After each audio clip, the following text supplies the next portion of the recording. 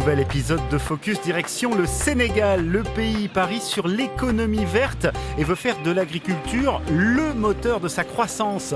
Objectif, atteindre l'autosuffisance alimentaire bien sûr, mais aussi doper ses exportations.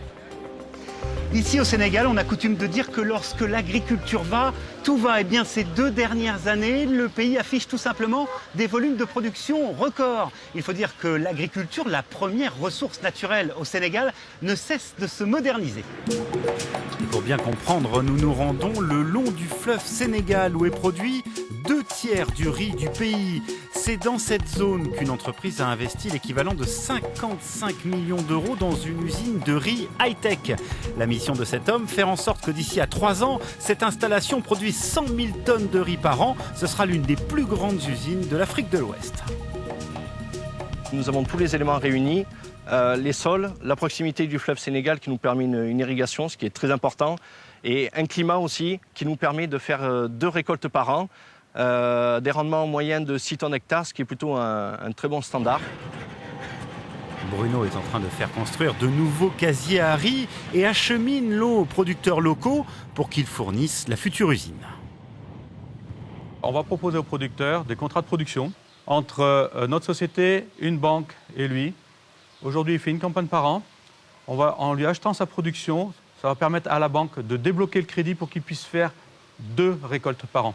Ici, la production est et restera uniquement destinée au marché local. Le riz constitue en effet la base de l'alimentation au Sénégal et la demande de produits de qualité explose.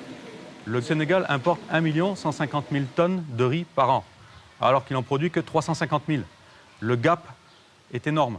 C'est également ici, dans cette région sablonneuse, qu'en 2003, le numéro 1 de l'horticulture sénégalaise a fait le pari un peu fou de faire pousser du maïs et des tomates cerises. La société a mis 25 millions d'euros sur la table et a installé ses serres géantes. Aujourd'hui, la production est de 14 000 tonnes de légumes par an. À la différence de la rizerie, cette exploitation travaille à 95% pour l'export. Ces tomates sont vendues jusqu'en Russie. À ce titre, elle bénéficie d'ailleurs d'un statut spécifique d'entreprise franche d'exportation.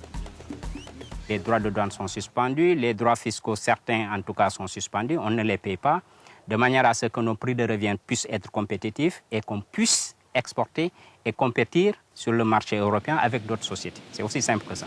Ce qui n'empêche pas évidemment cette entreprise d'être devenue l'un des premiers employeurs de la région. 2500 travailleurs au bas mot, sans compter l'effet d'entraînement de toute l'économie locale, le transport qu'on développe, la restauration, l'habitat social et plein d'autres choses qui font que l'économie, en tout cas de la région, on l'a boostée. Et par ricochet, la bonne santé de cette usine a aussi considérablement augmenté l'activité sur le port de Dakar. Cet effet d'entraînement, c'est d'ailleurs une tendance générale. Cela se traduit par une bonne transmission dans beaucoup d'autres activités comme le commerce, le transport, l'industrie, avec le développement de l'agrobusiness, etc. Et tout ceci fait que ce secteur est stratégique et constitue un vrai levier pour la relance de l'économie sénégalaise. Depuis plusieurs années maintenant, le pays travaille à l'amélioration de son attractivité et du climat des affaires. L'accent a par exemple été mis sur une meilleure gestion des conflits commerciaux et le développement de partenariats publics-privés. Les coûts administratifs ont aussi été réduits et de nombreuses procédures simplifiées.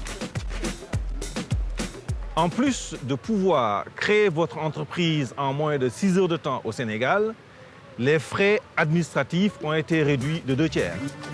Et d'autres mesures plus spécifiques ont aussi été mises en place. Les délais de raccordement des entrepôts ont été réduits de plus de la moitié. Notamment dans le domaine de l'assainissement, nous sommes passés de 90 jours à moins de 40 jours.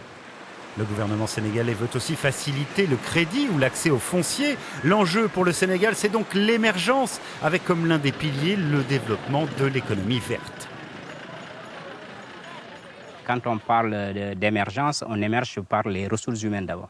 Les hommes et les femmes qui travaillent, qui gagnent des revenus et qui réinvestissent pour justement améliorer leur qualité de vie. Donc tous ces angles font que c'est quand même intéressant de s'implanter au Sénégal, de faire de l'agriculture, de se faire de l'argent, mais d'aider aussi les populations à élever leur niveau de vie. Et le message est, semble-t-il, bien passé. En 2015, les investissements directs étrangers ont bondi de presque 20% au Sénégal.